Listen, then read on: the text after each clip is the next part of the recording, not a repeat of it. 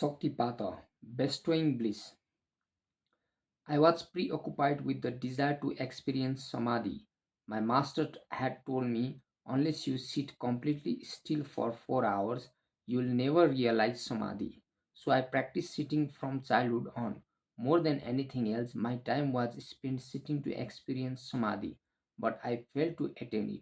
After studying many books, I became a teacher, but I felt that it was not good to impart second-hand or indirect knowledge. It would be better to teach philosophy in the university and elsewhere than to teach monks in the monastery in this way. I thought, this is not right. I am not realized. I only teach what I have studied through books and what I have learned from teachers rather than what I have experienced. So one day I said to my master, today I am going to give you an ultimatum. He said, what is that? Either you give me samadhi or I will commit suicide. I was really determined.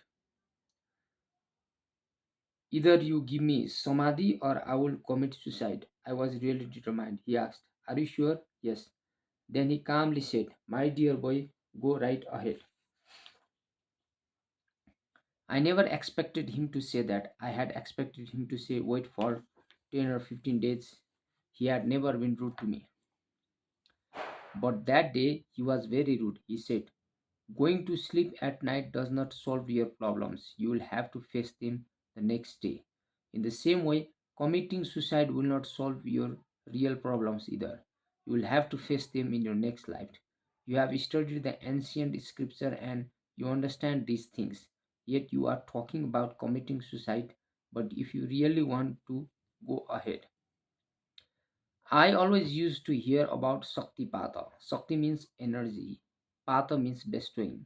Shaktipata means he bestowing the energy, lighting the lamp. I said, you have not done Shaktipata for me, so it means either you don't have Shakti or you don't intend to do it. For so long now, I have been closing my eyes in meditation and I end up with nothing but a headache. My time has been a waste and I find little joy in life. He didn't say anything, so I continued. I worked hard and sincerely. You said it would take 14 years. This is my 17th year of practice, and whatever you have asked me to do, I have done. He said, are you sure? Are you really following the practice I have taught you? Is this the fruit of my teaching that you are committing suicide? Then he asked, when do you want to commit suicide? I said, right now. I am talking to you before I commit suicide. You are no longer my master now. I gave up everything. I am of no use to the world. I am of no use to you. I got up to go to the Ganges to drown myself. The river was quite near. He said, you know how to swim, so when you jump in the Ganges, naturally you will start swimming. You'd better find some way so that you will start drowning and not come up. Perhaps you should tie some weight to yourself. He was teasing me. I said, what has happened to you? You used to love me so much. Then I said, now I am going. Thank you. I went to the Ganges with a rope and tied some big rocks to myself.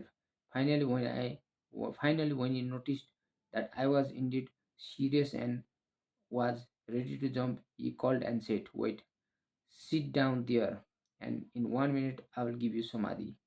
I did not know if he really meant it, but I thought I can at least wait for a minute to see. I sat down in my meditation posture and he came and touched me on the forehead. I remained in that position for 9 hours. For 9 hours and did not have a single worldly thought. The experience was indescribable. When I returned to normal consciousness, I thought it was still 9 o'clock in the morning. For Samadhi annihilates time. I begged, Sir, please forgive me.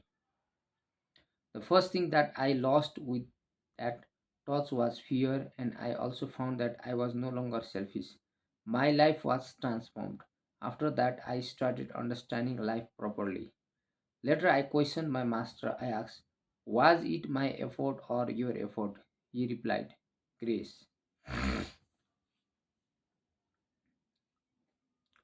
What does grace mean? People think that by the grace of God alone they will be enlightened. That is not the case. My master said, a human being should make all possible sincere efforts. When he has become exhausted and then cries out in despair in the highest state of devotional emotion, he will attain ecstasy.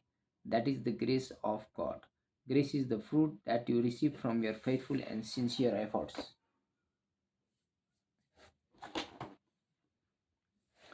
I now realize that Saktipata is only possible with a disciple who has gone through a long period of discipline, austerity, and spiritual practices. Saktipata on a mass scale seems suspicious to me. It is true that when the disciple is ready, the master appears and gives the appropriate initiation.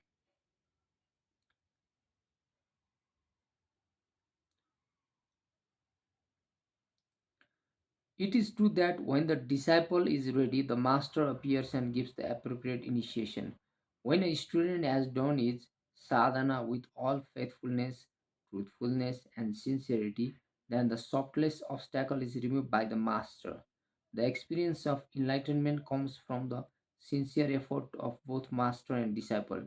Let us put in different words. When you have done your duty skillfully and wholeheartedly, you reap the fruits gracefully. Grace dawns when action ends. Saktipata is the grace of God through the Master.